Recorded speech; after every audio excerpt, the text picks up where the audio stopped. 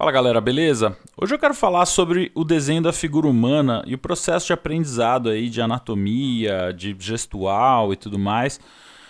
Esse vídeo é meio que uma continuação de um vídeo que eu já fiz há bastante tempo aqui no canal, que é atualmente o vídeo mais visto do canal, que é um sketchbook tour, né, de um antigo caderno de estudos meus, onde eu fiz muitas cópias, né, muitas cópias de Loomis, muitas cópias de Bridgman e de várias outras fontes, Ian McCaig e tudo mais.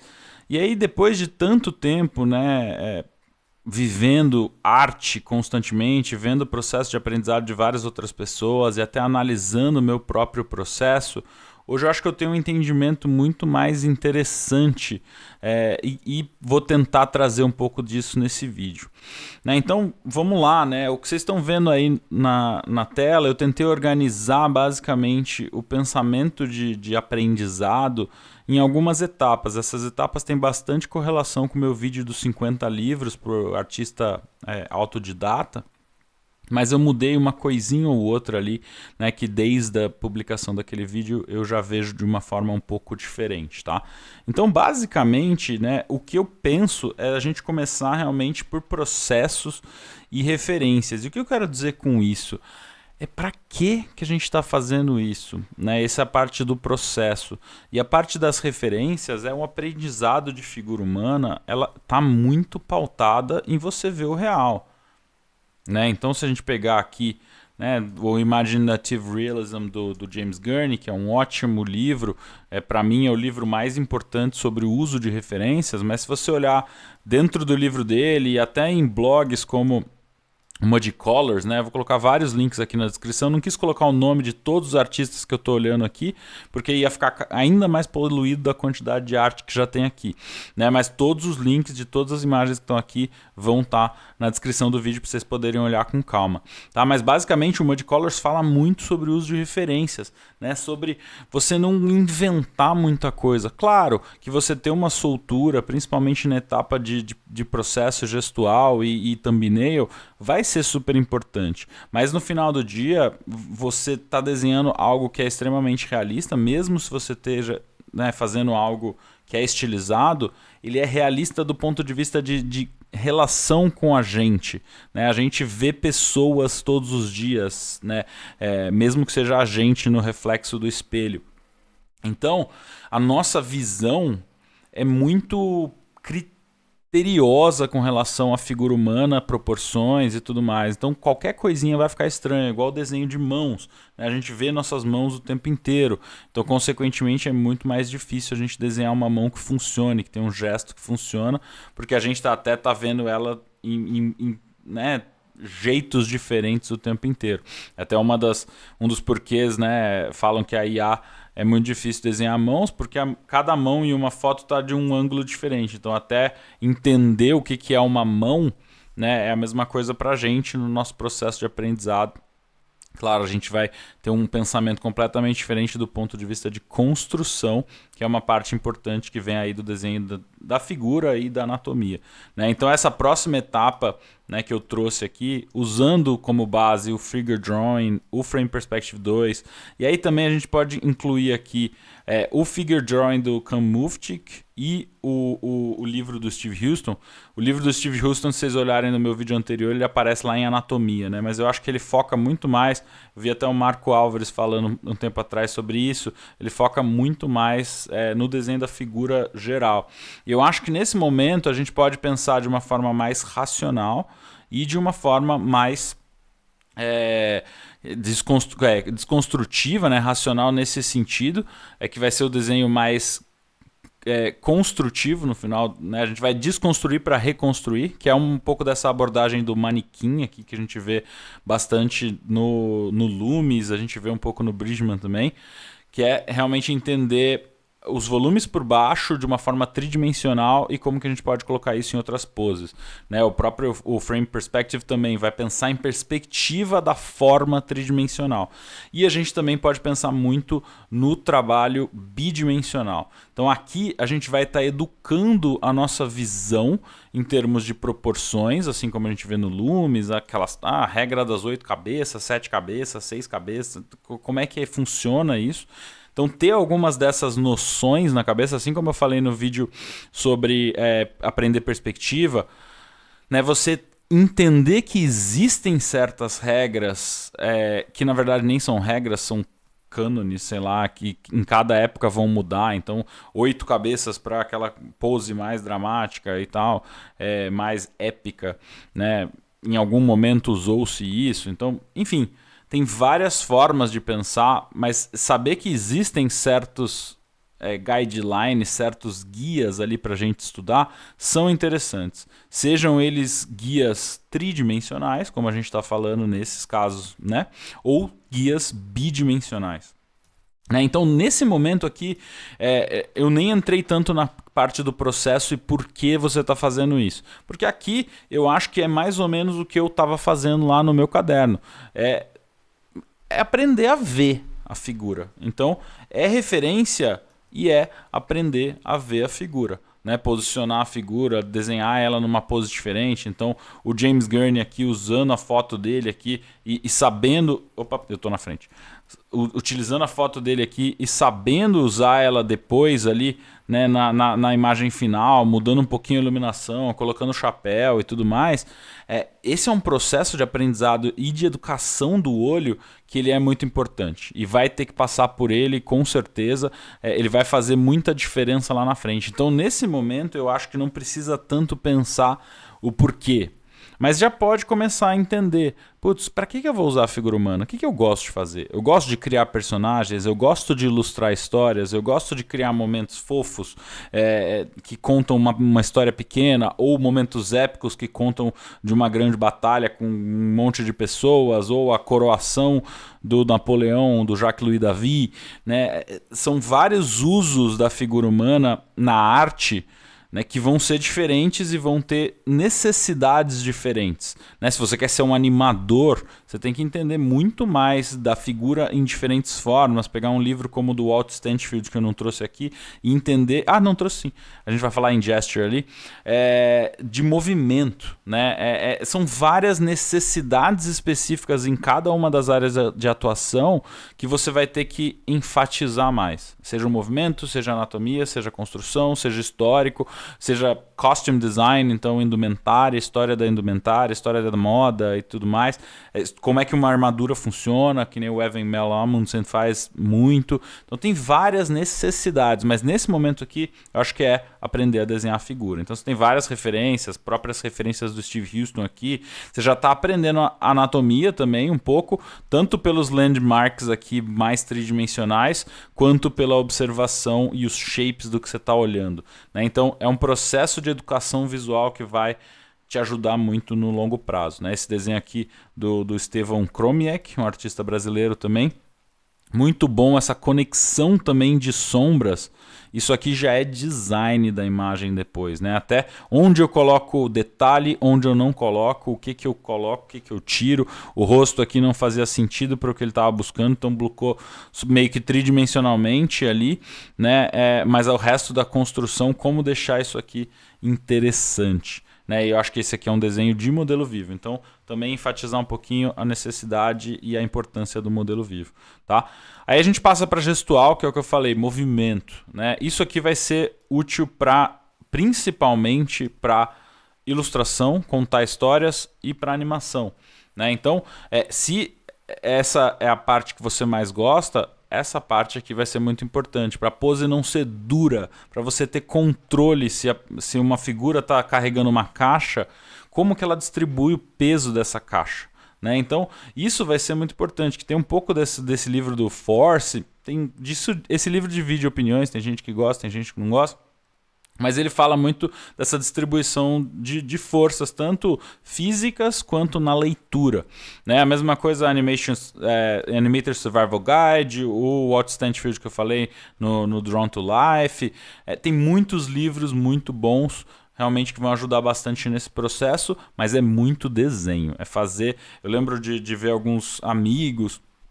Bruno Biasotto é um deles, fantástico artista, que falou muito sobre o quanto ele evoluiu desenhando toda manhã, fazendo desenho de modelo vivo, entre aspas, né? Aqueles modelos vivo online. Tem a New Masters Academy, eu acho que tem alguns, tem o Croquis Café e tal, todos os links que eu tiver vou colocar aqui, ou o pessoal ajuda aí, coloca nos comentários também outros que vocês conheçam. Esse é um momento que você vai realmente desenvolver bastante, é o sketch. Né? Eu já falei desse material aqui outras vezes, que é do Jesper Eising, ele falando, cara, eu gostaria que eu tivesse feito mais sketches soltos ao longo da vida. Né? Tem esse livro maravilhoso que eu tive o prazer de comprar numa viagem recente, que são os desenhos do Sorolha. Então o Sorolha desenhando solto, mas o tempo todo. Né? Praticando muito para realmente entender mais de proporções, entender de gesto, entender de movimento, entender de como as pessoas ficam sentadas, né? Essa imagem do Zorn, né? Como que distribui os pesos quando você está soltando ali o corpo para realmente transmitir essa emoção. Né? Tem esse curso bem interessante do Vitor Kalvachev na Esculisme, também até usando um pouquinho da Ashura, né? Trazendo um pouco aqui do Zorn, né? Usando um pouquinho da Ashura para essa construção de movimento. É bem legal, e aí ele entra na anatomia, ele entra em um monte de coisa, então é um livro bem bacana. E tem o Shadowline também, que eu coloquei aqui, porque eu gosto muito dessa abordagem do Ian McCaig. O Shadowline é praticamente um artbook do Ian McCaig, então para quem é fã dele, ele até fez uma versão, acho que estendida e atualizada recentemente, então é bem legal. Mas ele faz muito essa questão da distribuição de pesos, usando essas pedras, né? É maravilhoso. E o Drawing Workout dele na Esculismo também é maravilhoso. Tô ganhando nada da Esculismo para falar disso, mas é um conteúdo incrível, incrível, realmente. Tem algumas coisas até de graça, eu acho que no YouTube dele, se tiver, vou colocar os links aqui, mas é basicamente como direcionar a visão, como praticar, como jogar, né, de imaginação também e tal. Então a gente ganha muito com esse processo. E ele fala também de anatomia no Shadowline, que é o próximo tópico aqui, né? Que é sempre uma conversa, né? É uma questão de você aprender a ver, você aprender a dar movimento e você popular esse movimento, principalmente para quem vai fazer animação e quem vai desenhar muito de imaginação, conhecer da anatomia e entender o que está ali por baixo, né? Até mesmo de uma roupa que você vai construir. Os escultores fazem muito isso, às vezes blocando a musculatura antes de colocar qualquer roupa que venha por cima. Aprendi muito isso com o Alex Oliver, né, ao longo aí da vida, né, aprendendo, vendo ele fazendo e cursos que eu fiz e tal. Então é muito importante. Então a gente tem alguns, né, ótimos exemplos, o Ray Bustos, Michael Hampton aqui, tem gente que também divide opiniões, mas ele é bem esquemático. Eu gosto muito dessa coisa de dividir em cores para você ver a musculatura mesmo. O Ray Bustos faz isso aqui também, né, ele faz bastante no GIS e tal, nos cursos que ele dá aula. E eu acho que o Bridgman também faz isso muito bem, exagerando, tá? Então é importante lembrar disso, né? Esses braços aqui do Bridgman, eles tendem a ser super exagerados. Tem um vídeo do Proco falando sobre isso, né? Como estudar Bridgman de uma forma um pouco mais informada, né? Para você não ir tanto nessa linha de exagerar, quase que cartoonizar de leve, mas entender a musculatura que está ali por baixo, né? Aqui é do Watts Atelier, né? O Jeffrey Watts, se eu não me engano. E é muito interessante também. Como eu disse, todos os nomes vão estar aqui para baixo. E aí aqui Understanding Back Muscles, né? Os músculos das costas. Mais uma vez o Vitor Kalvachev aí na Esculisme. Né? Então tem várias referências aí para vocês estudarem e aplicarem. Eu sou suspeito para falar de todos os materiais que eu já vi até hoje. Melhor para mim é a New Masters Academy em termos de construção da figura humana, tá? Então eu acho que hoje em dia ainda continua sendo o melhor material, tá? E aí a gente começa a entrar numa questão, né, que eu trouxe aqui como portrait design, mas na verdade eu acho que tem um pouco de tudo aqui. É design no geral, né? Então uma vez que você já entendeu lá o desenho de observação, o movimento, e agora você está entrando, né, numa linha e já aprendeu anatomia e está indo fazer os seus desenhos finais, né, é bom você começar a entender o que você põe e o que você deixa de colocar nas suas imagens, né? Então, quão realista ela vai ser, quanto de design vai ter nela. E aí começa também um pouquinho ali da estilização, né? Então, gosto muito desse exemplo aqui do Nicolau Uribe, né, de deixar muitas coisas soltas. Eu não sei se ele usou isso aí como base para uma pintura depois e tal, mas eu gosto muito do processo de desenho dele, né? O Nathan Fawkes aqui nesse livro, né, os desenhos de carvão dele são muito bons nessa linha. Você tem algumas outras pessoas também, acho que chama Casey Bogg, um que também é muito bom no carvão. O carvão, o próprio Stephen Cromier que a gente viu antes, né? O carvão ele tem um pouco desse lado de tem coisas que você tem que sugerir, né? Senão você vai acabar se perdendo no meio do caminho, né? Aqui mesmo na Carla Ortiz, que é grafite, não sei se tem algum grafite mais escuro ou se ela escureceu depois, né, com alguma outra ferramenta, mas é muito legal como ela guia a visão, né, com os shapes e tal, o que ela põe, o que ela deixa de pôr, o que ela está deixando realista, o que ela está sugerindo, né, essa sombra mais marcada para baixo, para você também ter uma leitura de silhueta na cabeça aqui. Isso é design. Aí a gente já está entrando no campo da composição, que é muito importante, e aí você vai aprender muito de composição, olhando história da arte, entendendo como guiar o olhar, entendendo como, né, você linhas de ação dentro de uma construção. Então é nesse momento que o retrato vai ser um pouco mais simples, entre aspas, né, da gente olhar, mas é a gente começar a aprender a como compor uma imagem. Eu gosto muito desse exemplo aqui do Wesley Birch, que é uma composição com vários rostos. Então ele, na verdade, está estudando rostos aí, mas no sketchbook dele ele está compondo também. Tá? Aqui é um lado mais da estilização, que também entra um pouquinho ali quase no character design, mas é um pouco da expressão. A gente começar a olhar também no retrato a expressão e como isso muda muito, né? Então, principalmente aí para quem vai fazer animação e para quem vai fazer...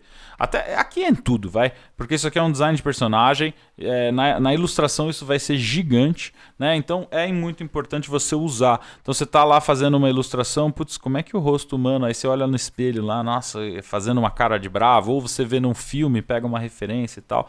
Isso pode ajudar bastante.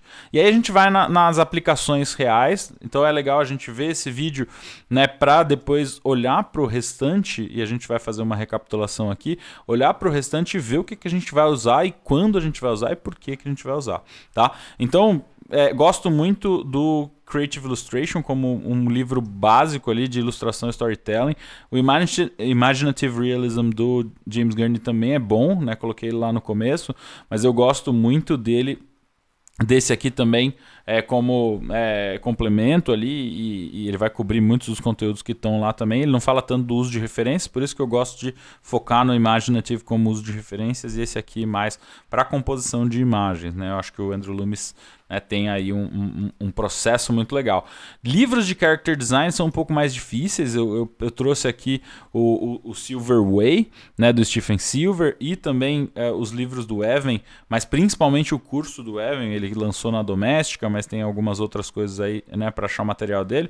E tem alguns outros cursos soltos por aí, né, como da TB Choi e tal, que vão começar a ser super importantes, mas a construção de personagem aqui é um pouco mais difícil de achar material bom. Tem um do Mark Taro Holmes também que eu falo um pouco, mas ele vai um pouco mais na criatura e tal, mas ele tem um processo interessante ali de criação que pode ser replicado para personagens com um briefing um pouco diferente, tá? Então, nesse momento, é aquela divisão, você está criando universos e criando personagens, ou você está contando histórias, né, através da imagem. Como compor vai ser um pouco diferente, como compor elementos históricos, que nem essa imagem que é sempre maravilhosa e sempre um exemplo do Evan, né, de o que eu preciso colocar de armadura aqui para transparecer momento histórico, para contar a história desse personagem levemente, né, para ter um monte de coisas a mais que eu gostaria de saber desse personagem só de olhar essa imagem. E o mesmo aqui para o Gregory Menches, né, na ilustração.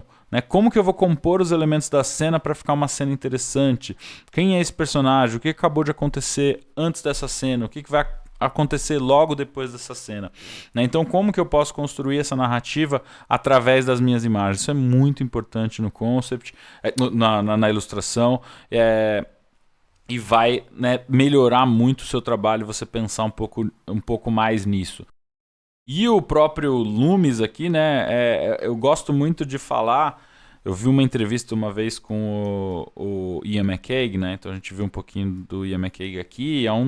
Para mim, um dos melhores ilustradores e concepts de figura humana hoje em dia, assim. E ele fala muito de como ele copiava o Loomis. Então aqui a gente fala um pouco até de coisas interessantes que tinha naquele meu vídeo antigo. Copiar também é educar o olhar, seja para proporções, né, como a gente já falou aqui um pouco antes, que era a parte que eu deveria ter feito, deveria ter ido além daquela construção que eu copiei, né, para essa parte de movimento, construção de anatomia, construção de imaginação, ver o que a história da arte fez e ter aplicabilidade naquilo que eu fiz, né, mas existe sim muito valor em copiar para melhorar a sua estética. Então o Ian McCaig fala que ele voltava pro Loomis, principalmente figure drawing, for all it's worth e tal, para aprender estética, né? Então através da cópia, eu já vi gente falando através do tracing, que funciona muito para algumas pessoas e tal, você absorver um pouco daquele senso estético, né? Que é um pouco do que a gente vê aqui, né? Então usar esse fundo preto contra, né, uma imagem com mais detalhes. Então não existe detalhe no fundo, mas existe muito detalhe na imagem. Então como contrabalancear na composição, aprendendo com o que foi feito, tanto pelos mestres antigos da história da arte, quanto pelas pessoas, né, os mestres mais atuais, né, seja da Golden Age of Illustration, tem algumas composições maravilhosas, Jim Cornwell, né, Howard Pyle, tem muito que a gente aprender, a próprio Creative Illustration fala do Howard Pyle lá e traz alguns aprendizados, então é muito legal. E aí no concept isso é um pouco mais atual, né? A gente tinha antigamente nessa questão da indumentária e como combinar elementos, mas eu acho que isso para a criação atual, quando a gente está falando de mercado de entretenimento e tudo mais, ele fica cada vez mais profundo, né? Então pegar algumas referências mais atuais vai ser bem legal. Tem algumas referências históricas de pintura histórica que eu acho que são legais também, Lawrence Alma-Tadema, Jerome, eu acho que eles faziam o uso de props e também de costume e de indumentária para realmente popular suas cenas de uma forma muito interessante. Edwin Lord Weeks também gosto muito, ele pegava muitos elementos até como colecionador para popular suas cenas. Então a gente volta para a história das referências. Elas podem ser referências até pessoais, olhando no espelho ali e entendendo como é que as coisas funcionam. E a McCaig diz que faz muito isso e vai muito mais na natureza do que arte e foto, mas ela também pode vir de uma gama muito ampla de referências para a gente combinar aí no nosso trabalho. Tá? Então alguns exemplos aqui, né? Falei da TB Choi e tal. E aí a gente entra na última questão, né, que eu trouxe como Drawing Expertise lá no meu outro vídeo, que é você realmente aprofundar e quem vai ser você ali. Aí é a questão da estilização e além, né, e você achar ali a tua voz através da estilização. Para quem vai ser pintor mais retratista ou qualquer coisa do gênero, é ir além no desenho, né? Então, um Harold Speed aqui com Practice and Science of Drawing, aqui, né, uma arte dele, ou você vai numa linha de um Sargent, né, nessa soltura do desenho ali, esse desenho é preparatório para uma pintura dele, o Carnation Lily Rose, que é muito legal ver como ele transparece isso depois na pintura final, né? Então é esse domínio técnico muito, muito interessante. A própria Elisa, né, eu coloquei aqui, que ela vai numa direção muito interessante com o trabalho dela. Coloquei essa arte aqui, se eu não me engano, é do Craig Mullins. Então é muito legal também ver o controle da técnica da composição e da simplificação no desenho e como você transparece isso para a pintura depois. Ou você pegar um Hichan Habshi ou o Hugo Richard aqui, como você vai usar até dentro dos designs cores, né? Então você vê aqui que tem um pouco, né, essa leitura que anda pela imagem por causa do uso das cores, na outra luva ali também. Mesma coisa aqui no Hichan, né? Então, saturação, shapes, shape language muito importante aqui. As variações de estilizações nessa imagem da T.B. Choi, eu acho que é um dos melhores exemplos que eu já vi de estilização, né, para uma mesma personagem. Então é muito legal estudar muito isso aí. E vai, né, chegando ali alguns dos grandes mestres do character design para animação. Então, nesse caso aqui, o Carter Goodrich é muito legal, né? Os shapes todos que tem e muitos outros aí, né? Trouxe alguns outros exemplos, seja para o mais realista, né? Aqui o Faraz, né? Então, um exemplo muito legal de mais realismo, ou indo numa linha mais estilizada. Se não me engano, esse é o Nico Marley, mas os nomes vão estar todos aí na descrição depois. E para fechar com chave de ouro, nunca é demais ver Claire Wendling, né? Eu acho que ela traz tudo isso que a gente falou até agora, né? E um pouco mais. E aí, voltando aqui à visão do todo, né? Fazendo quase que um caminho reverso, né? Para você se aprofundar muito na qualidade visual dos seus trabalhos e na qualidade das criações que você faz, da história que você conta, né? Você tem que entender que existe uma diferença entre você estar criando um personagem, criando um mundo e contando uma história, né? São ênfases diferentes naquela peça que está sendo criada. Às vezes você vai contar histórias pelos elementos de design que você está colocando numa cena ou num personagem, né? Ou num cenário. A gente está falando aqui de figura humana, mas no cenário tem muito storytelling também passado pelos elementos, um set design, por exemplo. Então você entender que você tem necessidades diferentes. Então no character design vai ser muito mais o entendimento da anatomia para ter para ver o quão crível você quer que seja, mesmo aqui no Nico Marley e no Carter Goodrich, por mais que seja estilizado, ou na própria Claire Wendling, né, por mais que seja estilizado, ou você pode ir até os desenhos da Cartoon Network que vão estilizar pra caramba, mas eles têm uma estrutura humana que precisa fazer minimamente sentido. Então isso é um domínio da anatomia para você depois transformar, né? A Disney fez muito isso, aprendendo do real, já escrevi sobre isso também no blog várias vezes e tal. Então aprendendo do real para depois distorcer, né? Mesmo no anime e tal, no mangá, você tem um pouco desse lado, né? Depois você tem alguns cânones que são seguidos, mas você tem um pouco desse lado da observação também, até onde eu sei. Tá? Também não sou o maior expert disso, venho um pouco mais para a arte ocidental normalmente pelo tipo de conteúdo que eu consumo, tá?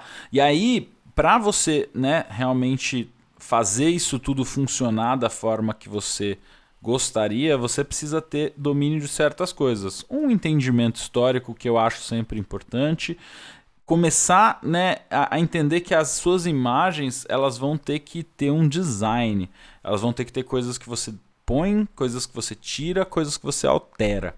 Isso é o ser artista, né? Você pegar algo e alterar, né? Igual a gente vê aí a IA fazendo um monte de coisa diferente, bonita e não sei o que e tal, mas o senso estético, como eu sempre falo, ele tem que ser trabalhado e ele é bem humano, né? O que erra, o que coloca. A IA está simplesmente pegando um monte de imagens que já foram criadas e fazendo um mix-match lá, né? No design, principalmente design de cenas, né? Você pega, eu estou assistindo muito filmes mais antigos, assim, né? Então, recentemente eu reassisti o Alien, o Oitavo Passageiro. E é incrível como com tão pouco eles contam tanto nas cenas, né? Tem embaixo da nave da Nostromo ali tem umas luzinhas, parece uma luzinha de Natal assim, mas ela funciona no cenário ali, naquele ambiente, sabe? São algumas improvisações com pouco que dizem muito. Então não importa se você está renderizando uma forma super realista. O Oitavo Passageiro, o Alien 1, ele ainda é muito melhor do que você viu depois, Prometheus, que volta na mesma nave, ou Covenant, que é, nossa, tem todos os VFX mais realistas do mundo, mas o Alien do primeiro, por mais estranho que algumas cenas possam ser, ele é melhor. Então é design, é escolha.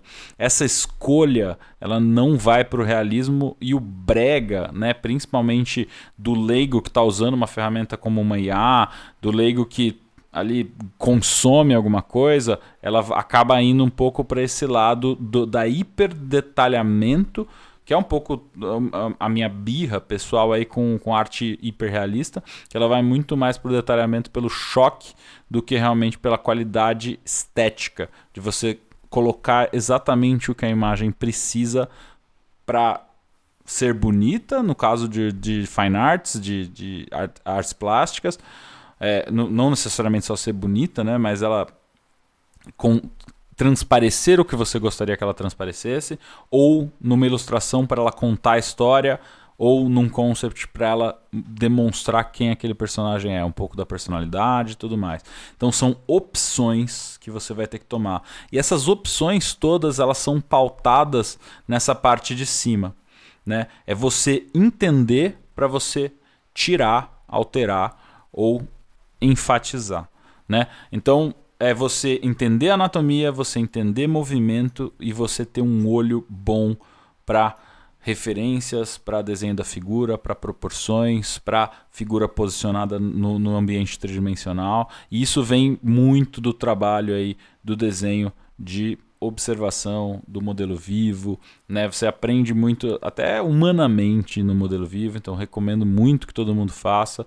E entender processos e respeitar as referências, não importa no que você vai fazer, né? Eu dou muito feedback em mentoria e tudo mais, que normalmente você olha, a pose não funciona. Ah, você usou referência? Ah, não, eu fiz um gesto aí e tal, e foi isso, pulei em cima. Aí eu falo, faz essa pose aí agora. Faz sentido? Eu tô aqui com o OBS aberto, né, gravando, eu posso fazer a pose e tirar um print, sabe? Se eu não quiser olhar no espelho e esquecer e tal. A pose funciona, né? Volto, né? Acho que para fechar aqui, mesmo se você for fazer de forma uma arte mais estilizada, né?